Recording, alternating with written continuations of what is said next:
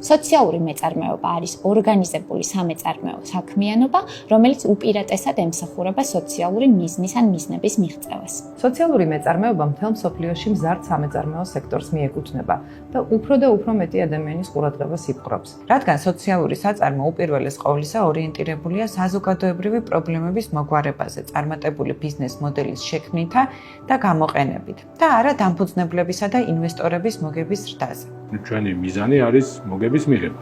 თუმცა სოციალური საწარმო იყო, რა თქმა უნდა, იქაც საქმიდან მინდა რომ მოგება მივიღო, რომელიც ჩემს სოციალურ მიზნებს მინდა მოახმარო. სოციალური საწარმო მუდმივად ორიენტირებულია სოციალურ გავლენაზე, განსხვავებით CSR-ისგან, ანუ სოციალური აქტივობებისგან და ინიციატივებისგან, რომელიც ტრადიციული ბიზნესისთვის დამატებითი აქტივობაა. სოციალური მეწარმეობა ფეხს იკიდებს საქართველოშიც და იზრდება მათი რაოდენობა. სოციალურ მეწარმეობას საქართველოში განვითარების დიდი პოტენციალი აქვს.